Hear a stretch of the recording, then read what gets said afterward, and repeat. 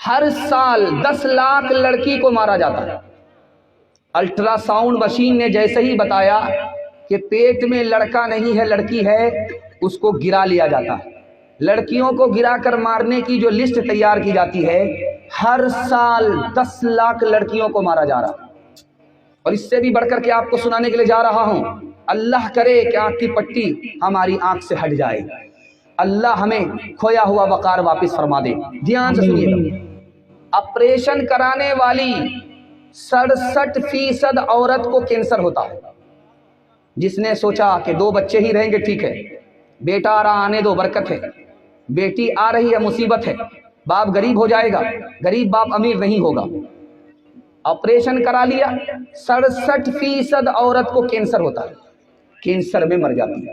37% عورت آپریشن کے بعد مر جاتی ہے، اگر زندہ رہتی ہے تو دوائی پر زندہ رہتی ہے۔ ہم اللہ کی کھیتی سے چھیڑ چھاڑ کریں گے، نتیجہ اچھا نہیں ہوگا۔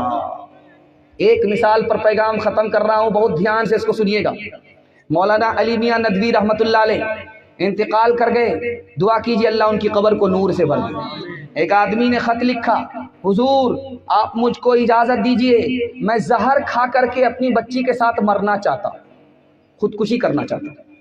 اس خط میں انہوں نے لکھا، میں خودکشی اس لیے کرنا چاہتا ہوں کہ ایک بیٹی کا مطالبہ ہوتا تو میں پورا کر دیتا ہوں، یہاں سے بھیک مانگ کر کے وہاں سے قرضہ لے کر کے ایک بیٹی کی شادی کرا دیتا ہوں، داماد کو سارا سامان دے دیتا، نقد تلک جہیز سب کچھ دے دیتا، لیکن مجھ کو 4 بیٹی ہے، کہاں سے انتظام کروں گا؟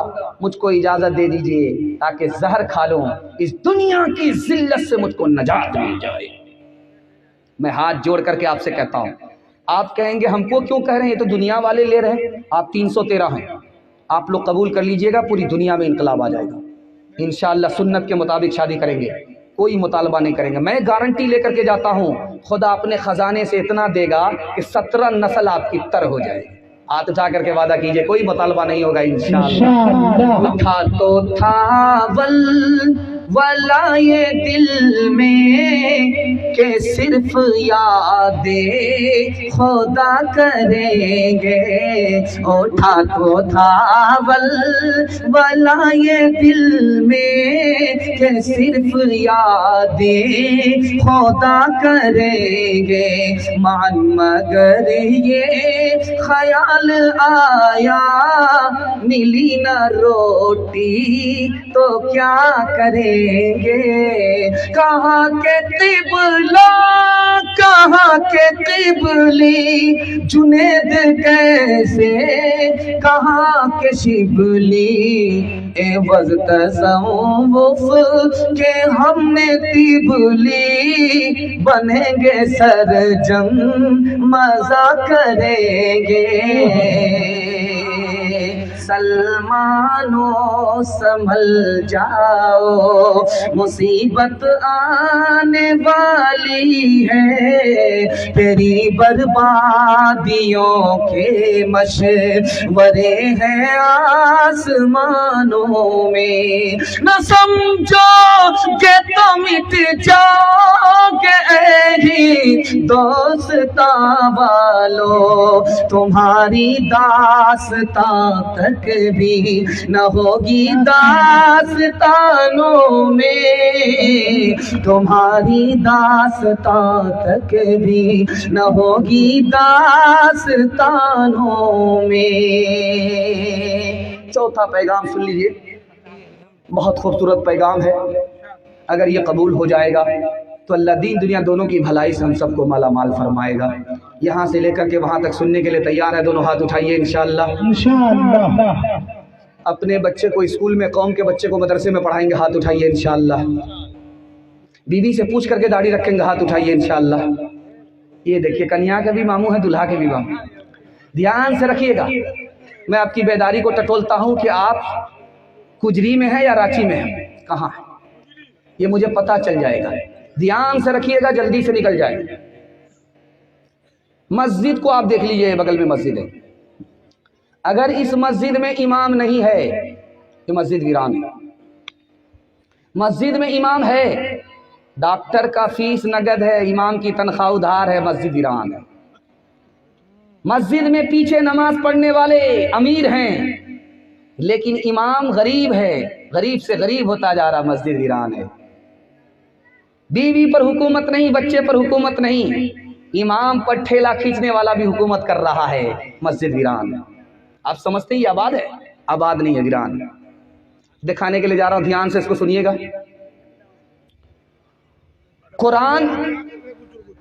قرآن کو پکڑنے پر اللہ عزت کی چوٹی پر پہنچا دیتا ہے، اور قرآن کو چھوڑنے پر اللہ ذلت کے گڈھے میں ڈالتا ہے، گڑھے میں ڈال دیتا ہے۔ اخبار روز پڑھیں گے، موبائل روز دیکھیں گے، لیکن پڑھا کون نہیں جاتا؟ قرآن، مہینوں سے۔ دیکھا کون نہیں جاتا؟ مہینوں سے قرآن، جبکہ دیکھنا بھی عبادت، پڑھنا بھی عبادت، چھونا بھی عبادت اور عمل کرنا بھی عبادت۔ قرآن کا ہم نے کیسا تماشا کیا، آج ذلت کی پستی میں اللہ نے ڈال دیا، اپنے اعمال کا نتیجہ ہے۔ تیسرا نمونہ دکھانے کے لیے جا رہا ہوں۔ یہ جو مسجد ہے اس میں آپ دیکھیں گے ممبر بنا ہوا رہتا ہے، اس ممبر پر جمعہ کے دن آ کر کے خطیب خطبہ دیتا ہے، کھڑا ہو کر کے خطبہ دیتا ہے۔ آپ جانتے کہ ملک ہے، اس کا نام ہے ترکی۔ ترکی اتنا کامیاب ملک ہے، اتنا ترقی یافتہ ملک ہے، اتنا سپر پاور ملک ہے کہ جواب نہیں، لیکن وہاں کی کارگزاری دکھانے کے لیے جا رہا ہوں۔ مسلمان دنیا میں پیچھے ہے، دنیا میں تو آگے ہے، دین میں پیچھے ہے۔ کتنا پیچھے ہے؟ جب تک دین میں آگے نہیں ہوگا دنیا اس کو پیچھے ہی رکھے گی، دنیا اس کو آگے نہیں کر سکتی۔ ممبر پر پگڑی رکھی ہوئی ہوتی ہے اور یہ جبہ رکھا ہوا رہتا ہے، جو ہم پہنے ہوئے ہیں یہ جبہ رکھا ہوا ہوتا ہے، اور ڈپلیکیٹ داڑھی رکھی ہوئی ہوتی ہے، جیسے ٹوپی رکھی ہوئی ہوتی ہے ہماری مسجد میں پلاسٹک والی ٹوپی، اسی طرح وہاں داڑھی رکھی ہوئی ہوتی ہے ممبر پہ۔